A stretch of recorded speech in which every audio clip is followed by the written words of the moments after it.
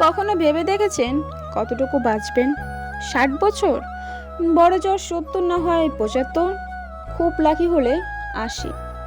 এক বছরে 365 দিন হয়, প্রতিদিনে 86,400 সেকেন্ড হয়। খুব বেশি সময় নিয়ে আসেননি তো? টিক টিক করে সেকেন্ডের কাঁটা কিন্তু চলে যাচ্ছে।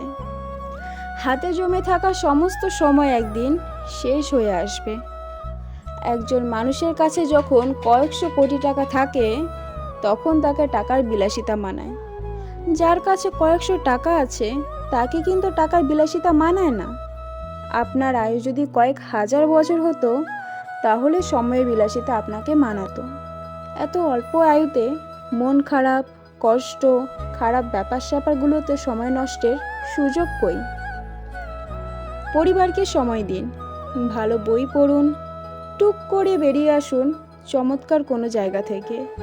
রাত জেগে আকাশ দেখুন, ভোরের সূর্যোদয় দেখুন, সন্ধ্যার পাখিরা কিভাবে তাদের ঘরে ফেরে সেটা দেখুন। নদীর ঢেউ অনুভব করুন।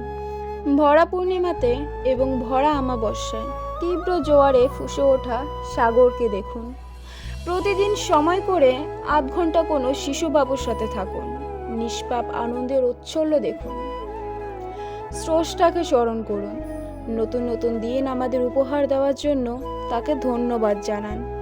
পৃথিবী কত সুন্দর সেটা অনুভব করুন, নিঃশ্বাস কতটা সুন্দর সেটা অনুভব করুন। জানেন তো, চমৎকার একটা কথা আছে, don't count the days, make the days count. ভালোভাবে জীবন কাটান, নিজেকে খুশি রাখার চেষ্টা করুন। একটু ভাবুন তো, আজকের দিনটাই যদি আপনার অথবা আমার শেষ দিন হয়, তাহলে আমরা পরিবার ও স্রষ্টার প্রতি কতটুকু অনুগ্রহ করতে পেরেছি? আসুন আমরা নিজ ধর্ম পালনের মাধ্যমে সৃষ্টিকর্তাকে রাজি ও খুশি করি। হয়তোবা আজকের দিনটিতে সফল না হলেও পরকালীন জীবন সফল হতে পারে।